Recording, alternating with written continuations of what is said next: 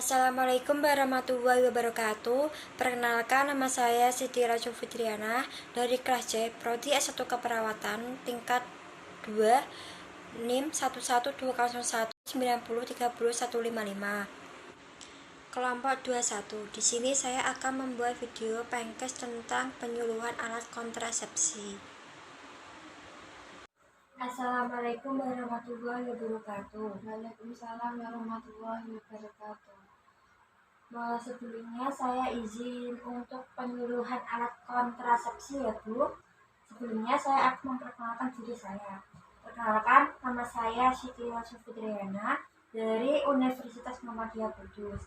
Biasanya saya dipanggil Fitriana ya Bu. Akan menyampaikan penyuluhan alat kontrasepsi. Nah, sebelumnya Ibu sudah mengetahui alat kontrasepsi itu apa? Belum. Saya jelaskan ya Bu.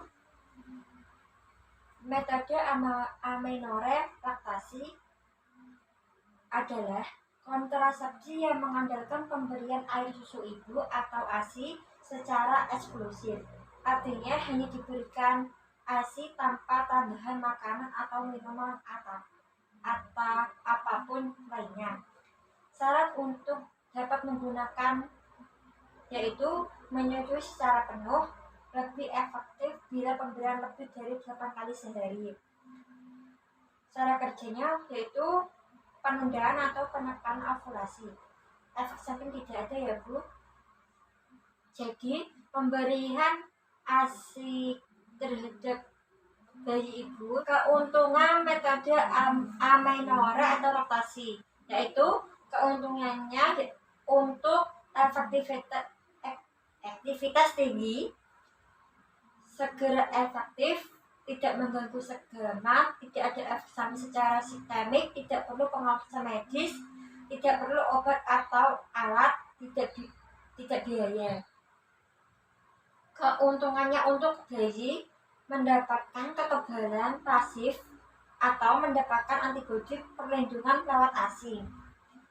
Sumber asupan gizi yang terbaik dan sempurna untuk tubuh kembang bayi yang optimal.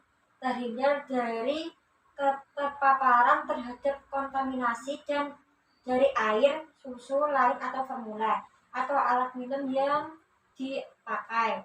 Untuk ibu, mengurangi pendarahan pasca persalinan, mengurangi resiko anemia, meningkatkan hubungan psikologi ibu dan bayi.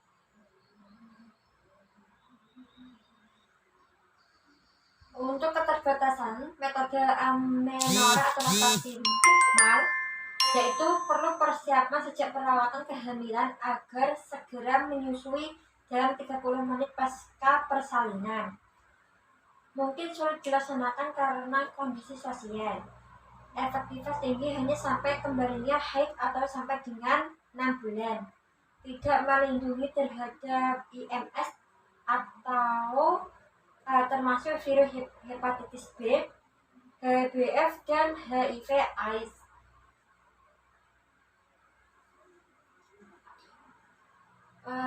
Contohnya yaitu menggunakan kontrasepsi, yaitu pertama kondom. Kondom merupakan selubung atau sarung karet sebagai salah satu metode kontrasepsi atau alat untuk mencegah kehamilan dan atau penularan penyakit kelamin pada saat berhubungan.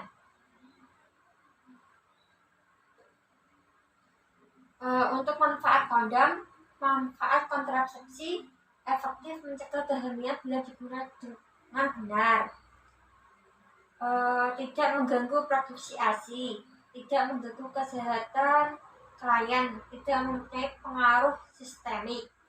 Manfaat kontrasepsi membantu mencegah terjadinya kanker serviks, mencegah penularan IMS atau HIV, memberikan dorongan kepada seorang untuk ikat ber-KB, mencegah ejakulasi dini.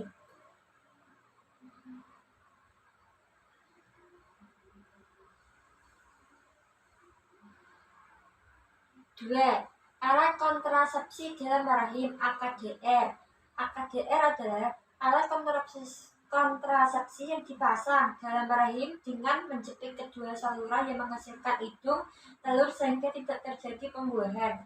Terdiri dari bahan plastik polietilena, ada yang dililit oleh tembaga dan ada yang tidak. Cara kerjanya yaitu mencegah terjadinya fertilasi. Tembaga pada AKDR menyebabkan reaksi inflamasi steril toksik buat sperma sehingga tidak mampu untuk fertilisasi.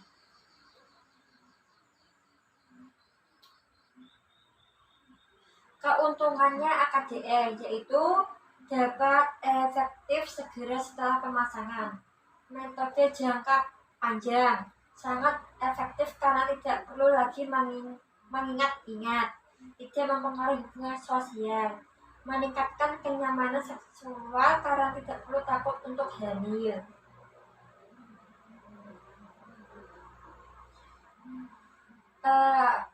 AKDR terbatas ya Bu, tidak mencegah infeksi menular seksual (IMS), tidak baik digunakan pada perempuan dengan IMS atau perempuan yang sering berganti pasangan.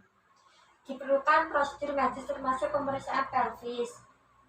Pasien tidak dapat melepas AKDR sendiri. Pasien harus memeriksa posisi benang AKDR dari waktu ke waktu.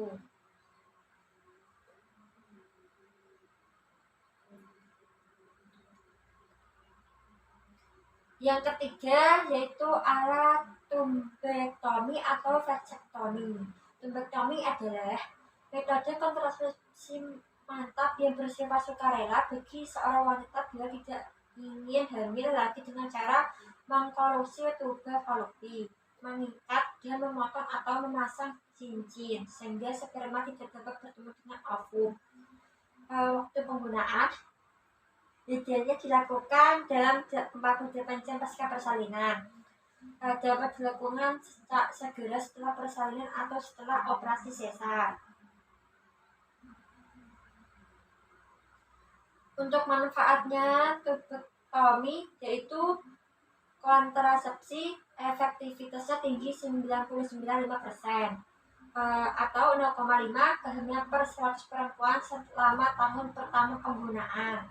Tidak mempengaruhi proses menyusui, tidak bergantung pada faktor sakdama, baik bagi pasien apabila kehamilan akan memiliki resiko kesehatan yang serius. Keterbatasannya harus dipertimbangkan sifat permanen kontrasepsi ini tidak dapat dipulihkan kembali kecuali dengan operasi rekanalisasi dilakukan oleh dokter yang terlatih.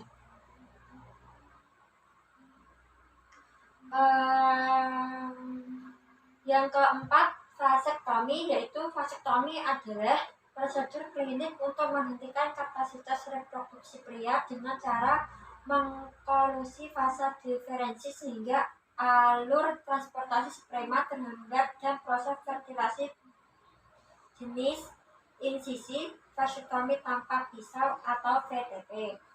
Waktu bisa dilakukan kapan saja.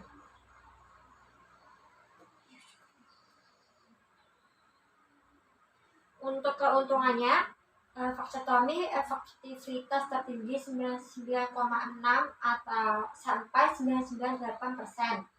Sangat aman, tidak ditemukan efek samping jangka panjang.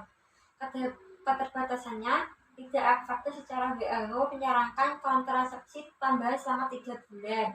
Teknik tanpa pisau merupakan pilihan mengurangi perdarahan dan nyeri dibandingkan teknik insisi. Yang kelima, hormon progestin. Hormon progestin adalah metode kontrasepsi dengan menggunakan progestin, yaitu bahan tiruan dari progesteron.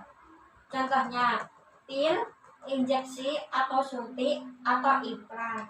Hormon kombinasi adalah metode kontrasepsi dengan menggunakan kombinasi hormon mengandung hormon estrogen dan progesteron. Contohnya, pil atau injeksi saluran atau suntikan. Berikutnya, pil progestin. Keuntungannya efektif jika diminum setiap hari. Terbatasnya harus digunakan setiap hari dan pada waktu yang sama. Selanjutnya, implan. Keuntungan implan adalah alat kontrasepsi bawah kulit yang mengandung progestin yang dibungkus dalam kapsul sistatik silikon polidimetri. Nah, keuntungan kontrasepsi implan yaitu sangat efektif, daya guna tinggi, perlindungan jangka panjang sampai 5 tahun. Keuntungan non kontrasepsi mengurangi haid, mengurangi jumlah darah haid, mengurangi morbidity anemia, melindungi terjadinya kanker. Keterbatasan kontrasepsi implan membutuhkan tindak pembedahan minor untuk insersi dan pencabutan, tidak mencegah infeksi menular seksual. Pasien tidak dapat menghentikan sendiri pemakaian kontrasepsi tetapi harus pergi ke klinik untuk pencabutan. Selanjutnya, pil kombinasi. Keuntungannya efektif yang tinggi, risiko terhadap kesehatan sangat kecil, tidak mengganggu hubungan seksual. Untuk keterbatasannya, membosankan karena harus menggunakannya setiap hari. Tidak boleh diberikan kepada perempuan menyusui, tidak mencegah IMS. Suntikan kombinasi. Keuntungannya kontrasepsi sangat efektif, risiko terhadap kesehatan kecil, tidak berpengaruh pada hubungan suami istri. Keuntungan non kontrasepsi mengurangi jumlah perdarahan, mengurangi nyeri saat haid, mencegah anemia. Kerugian suntik kombinasi: pola haid tidak teratur, perdarahan bercak atau perdarahan selama sampai 10 hari, mual, sakit kepala, nyeri payudara ringan dan keluhan seperti ini akan hilang setelah suntikan kedua atau ketiga. Ketergantungan, terus penambahan berat badan, tidak menjamin perlindungan terhadap penularan infeksi menular seksual seperti hepatitis B virus atau infeksi virus HIV. Sebelum saya tutup tentang penyuluhan alat kontrasepsi, apakah ada pertanyaan, Bu? Tidak. Kalau tidak, saya pamit pulang ya, Bu. Mohon maaf mengganggu waktu Ibu. Assalamualaikum warahmatullahi wabarakatuh. Waalaikumsalam warahmatullahi wabarakatuh.